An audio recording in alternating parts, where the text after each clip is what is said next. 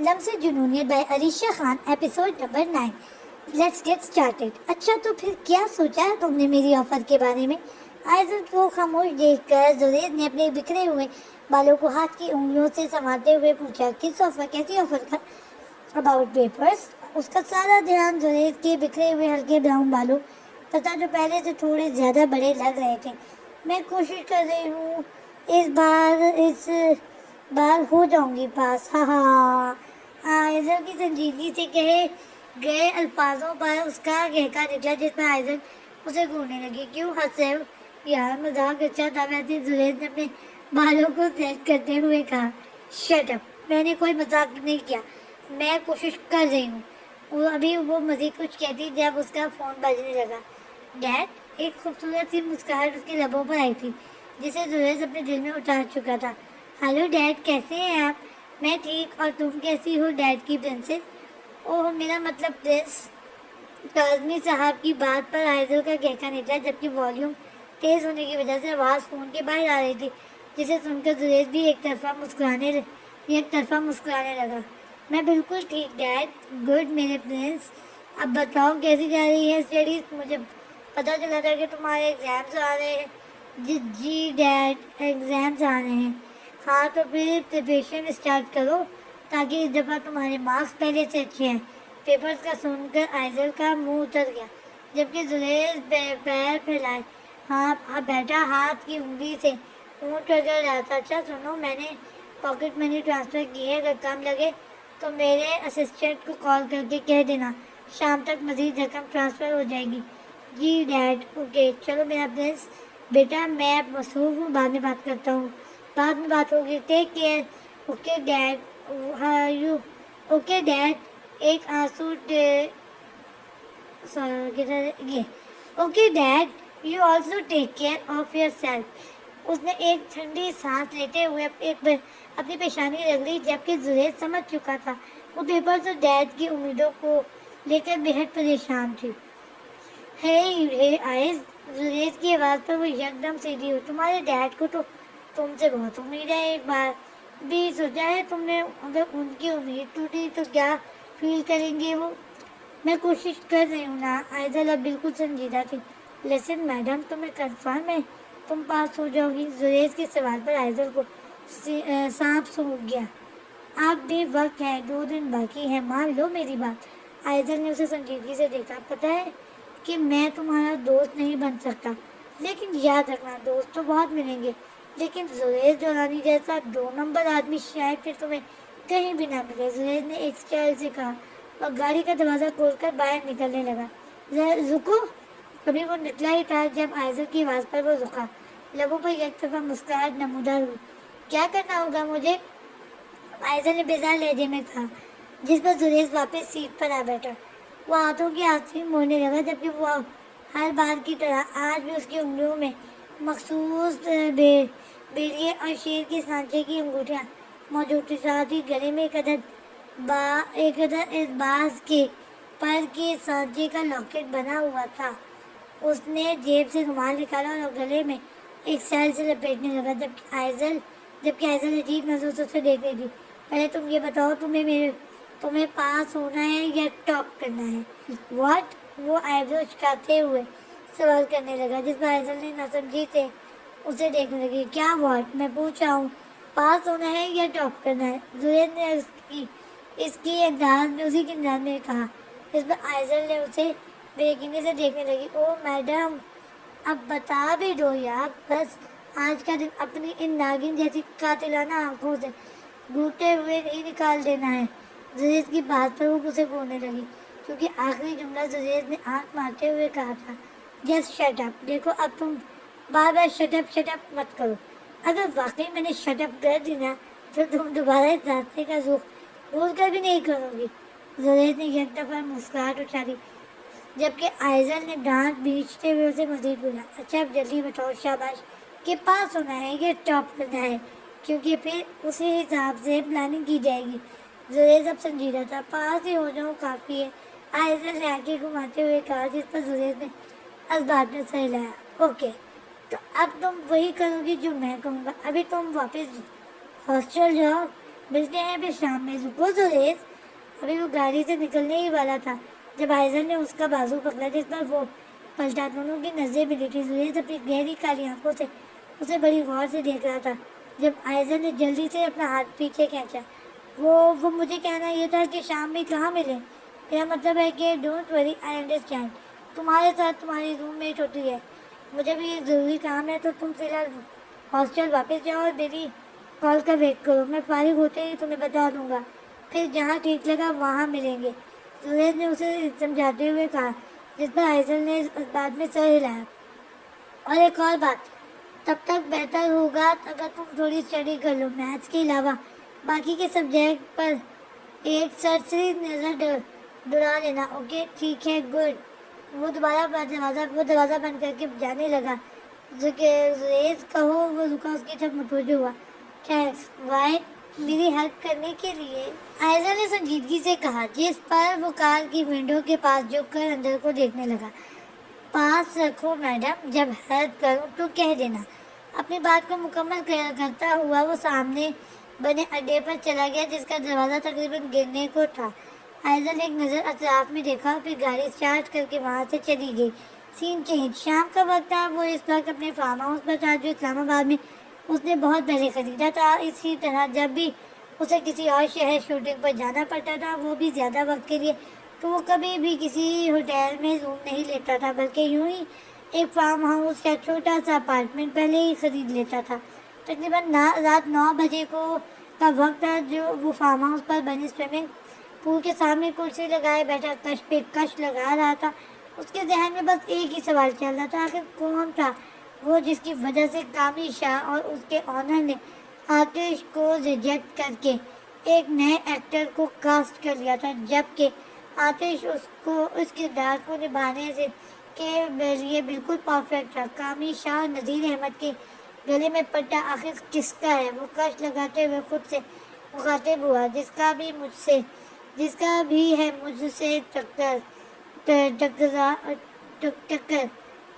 بہت بڑی غلطی کی ہے نذیر احمد. اب میں کب تک تمہارا پروجیکٹ سائن نہیں کروں گا جب تک تم میرے قدموں میں گر کر مجھ سے معافی نہیں مانگ لیتے. آتش کی آنکھوں میں خون دکھائی دے رہا تھا. ایک بار مجھے حقیقت کے پیچھے چھپی حقیقت پتہ چل جائے, اس شخص کا پتہ چل جائے جس نے یہ سب کیا, پھر آئی سویئر میں تب تک اسے نہیں بخشوں گا جب تک وہ قبر میں نہ اتر جائے.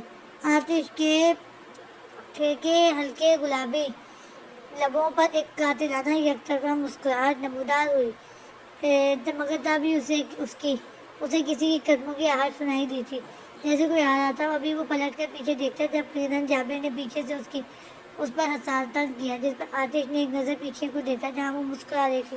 What a surprise. آتش نے آنکھیں چھوٹی کرتے ہوئے ایک یک طرفہ مسکراہٹ اچھالی جس پر کرن نے بھی جواباً مسکرایا. بس دل کیا تم سے ملنے کا تو چلی آئی. ویسے بھی اس ہوٹل کے روم میں تو میرا دم ہی گھٹ رہا تھا. کرن اس کے ہاتھ تھامے قریبی کرسی پر بیٹھی. ویسے آفٹر لانگ ٹائم بعد آج ہم ملے ہیں. کرن کی بات پر آتش نے پہلے والے سگریٹ کو جو ختم ہوا چکا تھا اسے زمین پر پھینک کر اپنے شوز سے مسل لیا اور دوسری جلانے لگا. بھول گئی 2 سال پہلے ہمدانی صاحب کی دی ہوئی پارٹی میں ہم ساتھ تھے. آتش نے پہلا کش لیتے ہوئے کہا. ہاں مگر تم چلے گئے تھے نا اچانک, پتہ نہیں کہاں. کرن نے منہ بناتے ہوئے کہا. مصروف تھا. لیکن آج تو کوئی مصروفیات نہیں ہے نا. میرا مطلب. کرن نے کرسی اس کی طرف کھسکائی اور اس کا ہاتھ تھام کر کہنے لگی جس پر آتش نے آئی بروز کرتے ہوئے اسے دیکھا. تمہارا مطلب. آتش کا دھیما لہجہ اب ایک ذوقدار آواز میں بدل چکا تھا. میرا مطلب آج رات ہم ساتھ گزار سکتے ہیں. کرن نے امید بھری نظروں سے اسے دیکھا جس پر آتش کے تاثرات مزید سخت ہوئے. میرا مطلب ہے کہ ہم ساتھ. تمہارا جو بھی مطلب ہے مگر مجھے منظور نہیں. آتش نے ایک جھٹکے سے اسے اپنا ہاتھ پیچھے کھینچا جس سے کچھ پل کے لیے کرن سہم سی گئی. آتش نے اس کی آنکھوں میں خوف دیکھا تھا. وہ نہیں چاہتا تھا کہ فلم کی شوٹنگ کے درمیان وہ کرن سے اپنے تعلقات بگاڑے, لیکن اسے یہ بھی منظور نہیں تھا جو وہ چاہ رہی تھی. آتش تم ٹھیک تو ہو؟ کرن نے ڈری ڈری نظروں سے سامنے بیٹھے شخص کو دیکھا جو اب اپنی پیشانی رگڑ رہا تھا. کرن دیکھو میرے کہنے کا مطلب ہے تم چاہ رہی ہو وہ نہیں ہو سکتا۔ آتش نے اسے سمجھانے والے انداز میں کہا، آتش تم دور کیوں بھاگنے لگے ہو مجھ سے؟ کیا میں تمہیں زدہ ریاض جیسی لگتی ہوں؟ میں کرن کا چہرہ اتر سا گیا تھا جس پر آتش نے ٹھنڈی سانس لی۔ دیکھو کرن، بات یہ نہیں ہے، بات یہ ہے کہ بات جو بھی ہے، میں نے ایسے ہی تمہارے ساتھ یہ پروجیکٹ قائم نہیں کیا، صرف تمہارے قریب رہنے کے لیے، تمہارے ساتھ کام کرنے کے لیے حامی بھری ہے میں نے، اور میں جانتی ہوں تم بھی میرے ساتھ کام کرنا چاہتے تھے۔ آخری والے الفاظ پر کرن نے آتش کے شانے پر سر ٹکایا جس پر آتش نے آنکھیں بند کی۔ دیکھو کرن، بس آتش بس۔ کرن نے آتش کے ہاتھ سے سگریٹ لے کر ایشٹرے میں رکھ دی۔ اب وہ اس کے چہرے کی بے انتہا قریب تھی۔ آج تم کچھ بھی نہیں کہو گے، کچھ بھی نہیں۔ کرن اس کی باہوں میں آ بیٹھی جبکہ آتش خاموشی سے اسے دیکھ رہا تھا۔ وہ کچھ بھی نہیں کر پا رہا تھا کیونکہ اسے ہر حال میں اس کے ساتھ کام کرنا تھا۔ اسے کامیابی چاہیے تھی جس کے لیے وہ آج پہلی بار خاموش تھا۔ آج کی رات میرے نام پر دو آتش۔ کرن نے ایک انگلی اس کی گردن پہ پھیری تھی۔ وہ تو کافی خوبصورت، لیکن آتش کے آگے ایسی بہت سی خوبصورت حسینائیں تھیں جنہیں وہ دیکھنا بھی نہیں چاہتا تھا۔ اس کی نظر میں یہ سب خاک تھی۔ کرن، ابھی نہیں۔ آتش نے کرن کا ہاتھ روکا۔ پلیز آتش، کرن، ہمارے نئے پروجیکٹ کو مکمل ہونے دو، پھر ہم سیلیبریٹ کریں گے جیسے تم کہو گی۔ آتش نے اس کی آنکھوں میں دیکھتے ہوئے دھیمے لہجے میں کہا، نیور کرن، نیور کرن۔ کرن نے آتش کے لبوں پر انگلی پھیرتے ہوئے اسے چپکایا جس پر آتش خاموش ہو گیا۔ کرن نے اپنی انگلی کو اس کی گردن کی طرف کیا اور اپنے لبوں کو اس کے لبوں پر رکھ دیا۔ وہ اس پر جھکی گئی اور ہی گم ہو چکی تھی جبکہ وہ اب تک پورے ہوش و آواز میں تھا۔ اسے یہ سب بالکل پسند نہیں تھا، نہ ہی وہ اس میں کوئی انٹرسٹ رکھتا تھا، لیکن اب جو بھی تھا اس کی مجبوری تھی۔ سین چینج۔ بابا جان، مجھے ایک بات سمجھ نہیں آ رہی، آخر آپ ان تمام باتوں کے لیے رضامند کیسے ہو سکتے ہیں؟ آپ جانتے بھی ہیں دنیا کیسی ہے، لوگ کیسے ہیں، اس طرح سے 2 دنوں کے لیے شہر سے باہر کیسے جا سکتے ہو؟ وہ بھی کسی اور کے ساتھ تھا۔ بالکل سمجھ نہیں آ رہی تھی کہ آخر اس کے بابا کیوں اسے ہر بات کے لیے فورس کر رہے تھے۔ بیٹا دیکھو، مجھے نہیں جاننا کہ لوگ کیسے ہیں، دنیا کیسی ہے، میں بس اتنا جانتا ہوں میری بیٹی کیسی ہے۔ جب میں خود تمہیں اجازت دے رہا ہوں تو پھر کیا مسئلہ ہے؟ اور پھر تم اکیلی تھوڑی ہو، وہاں رائمہ بیٹی بھی تو جا رہی ہے تمہارے ساتھ۔ مگر بابا، بیٹا بات کو سمجھو، آگے بڑھو، کچھ بنو، کچھ کر کے دکھاؤ تاکہ آگے جا کر کوئی چاہ کر بھی تمہارا بنانا چاہے۔ تو تعبیر نے افتخار صاحب کی بات پر انہیں غور سے دیکھا۔ آخر وہ اسے کیا سمجھانا چاہ رہے تھے؟ وہ ہمیشہ سے اسے آگے کیوں دیکھنا چاہتے تھے؟ بابا، آپ لوگوں کے بنا میں وہاں کیسے رہوں گی؟ تعبیر کے چہرے پر بے حد اداسی آ گئی تھی جس پر انہوں نے اسے اپنے پاس بلایا۔ تعبیر ان کی ویل چیئر کے پاس جا بیٹھی۔ میرا بچہ، میری جان، میری گڑیا، بابا جان جو تمہارے بارے میں سوچ رہے ہیں وہ تمہارے بھلے کے لیے ہے۔ اور پھر 2 دن کی تو بات ہے، تمہیں یاد آئے تو بابا جان جو کام کر لینا شاویز کے موبائل پر۔ افتخار صاحب نے پیار سے اس کے سر پر ہاتھ پھیرا جس پر اس نے نظر جھکا لی۔ اف، ہو گیا آپ دونوں کا ایموشنل سین شروع۔ ارے بھائی آپی، اب مجھے بھوک لگی ہے، کچھ کھانے کو ملے گا یا ایسے ہی سو جاؤں میں؟ شاویز جو کب سے دروازے کی چوکھٹ پر کھڑا ان دونوں کی باتیں سن رہا تھا اب بیزار آ کر اندر آیا۔ بس لگ گئی اس پڑھاکو کو بھوک، بابا جان نے شاویز کی طرف سخت لہجے میں کہا جس پر شاویز نے منہ بنایا۔ یار بابا جان، آپ کا غصہ بس مجھ پر ہی اترتا ہے، آپ کی لاڈلی تو صرف آپ کے پیار کی ہی حقدار ہے۔ شاویز کی بات پر تعبیر نے اسے گولی سے نوازا جس پر شاویز نے مزید منہ بسولا۔ چپ کرو، تم جا کے کھانا گرم کرو، آج میری لاڈلی کچن کو ہاتھ نہیں لگائے گی، بابا جان نے سخت لہجے میں کہا جبکہ آخری الفاظ میں پر انہوں نے تعبیر کی سر پر ہاتھ رکھا جبکہ شاویز نے بے یقینی سے انہیں دیکھا۔ بابا جان، کھانا میں گرم کروں؟ اور نہیں تو کیا میں کروں گا؟ شاویز جب سوال کر کے پچھتا رہا تھا۔ اچھا ہے بھائی، مزے ہیں، جس کا جب جائے دل، جیسا چاہے دل چاہتا ہے مجھ سے کرواتے ہیں۔ آج کھانا گرم کروا رہے ہیں، کل کو برتن منجوائیں گے، پھر کپڑے بھی دھلوائیں گے، اور پھر گھر کی جھاڑو اور واش روم۔ شاویز نے عجیب سا منہ بناتے ہوئے کہا اور کچن گھس گیا جبکہ تعبیر اپنی ہنسی کنٹرول کرنے میں ناکام ہو رہی تھی۔ ابھی بھی بابا کے ساتھ ہی تھی جب اس کا موبائل رینگ ہوا کل شام 5 بجے، تعبیر نے بے یقینی سے کہا، جبکہ نظریں اس کی موبائل اسکرین پر مرکوز تھیں۔ کیا ہوا بچے؟ بابا جان، لائمہ کہہ رہی ہے کل شام 5 بجے نکلنا ہے، ان کی گاڑی لینے آئے گی۔ اچھا تو ہو جاؤ، تب تک پیکنگ کر لو۔ شاباش، اب شاباش۔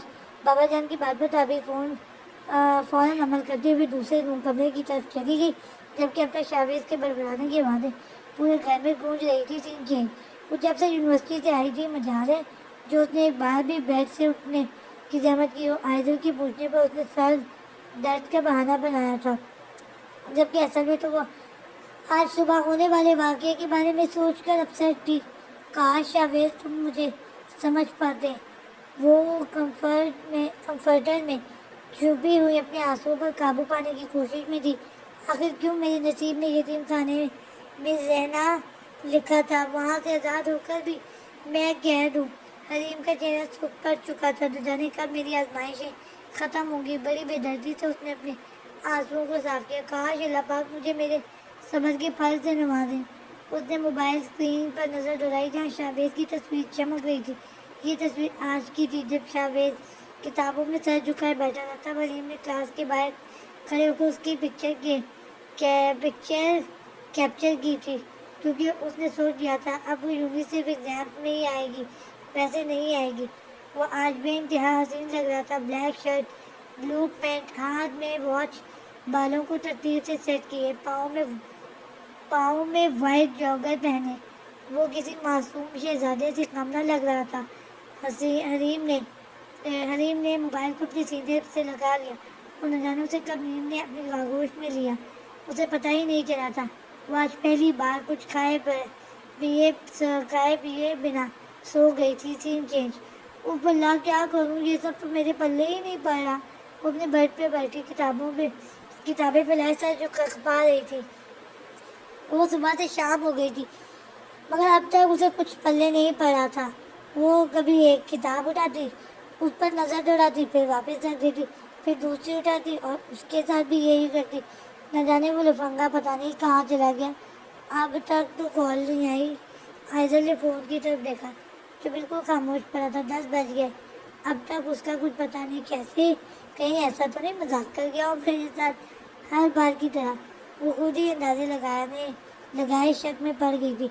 او فائزل، تم نا بالکل پاگل ہو۔ 2 دن بعد تمہارے پیپر ہے اور تم اس لاپتہ شخص کی باتوں میں آ گئی۔ آخر تم اتنی بیوقوف کیسے ہو سکتی ہو؟ وہ غصے سے کہتی ہوئی اس کے بارے میں اپنے دماغ میں بہت غلط فہمی جمع کر رہی تھی۔ خیر بھلے نہ آئے، مجھے بھی ضرورت نہیں اس کی، میں خود سب کچھ ہینڈل کر لوں گی۔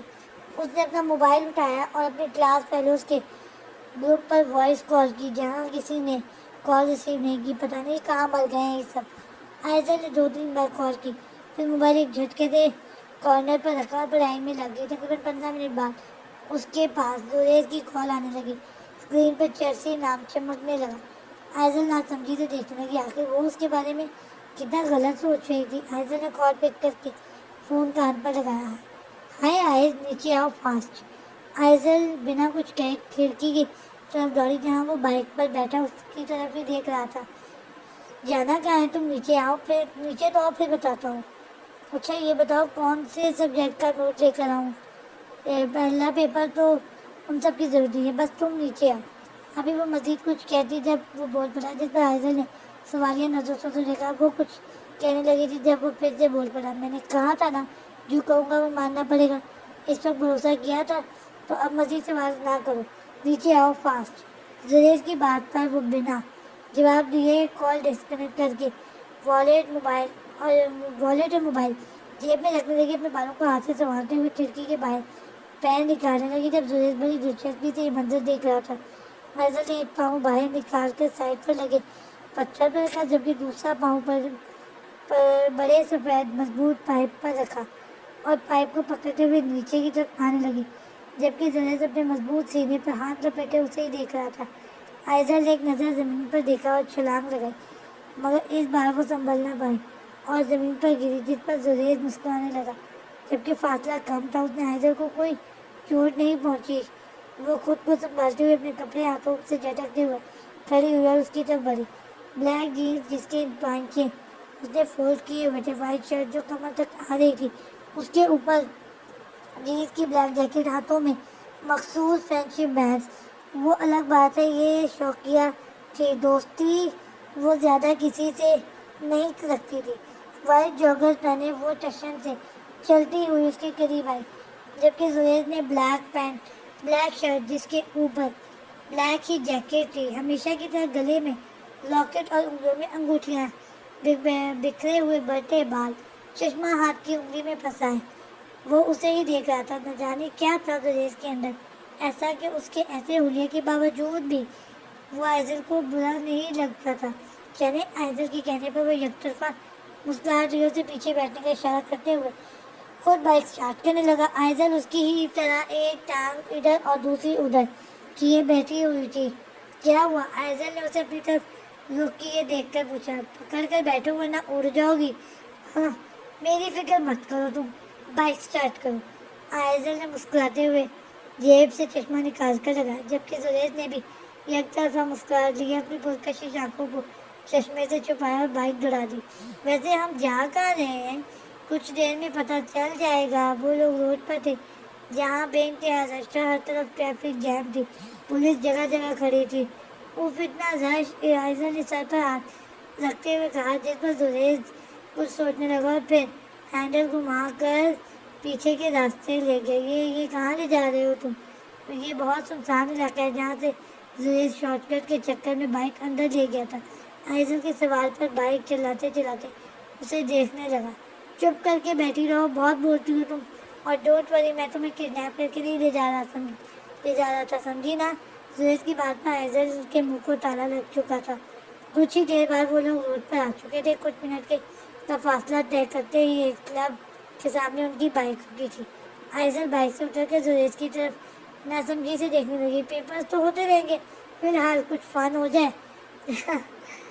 زریز نے آنکھ مارتے ہوئے کہا، جب آئزل کی نظر گیٹ پر گئی جہاں اس کی باقی کلاس فیلوز موجود تھے جو اسے اندر آنے کا اشارہ کر رہے تھے، ایک سرسری سی نظر اس نے زریز پر دوڑائی جو اب یک طرفہ مسکراہٹ لیے اسے ہی دیکھ رہا تھا، جس میں نہ چاہتے ہوئے بھی آئزل کے لبوں پر خوبصورت مسکراہٹ نمودار ہوئی تھی، جسے زریز اپنی نظروں سے دل میں اتار چکا تھا۔ جاری ہے۔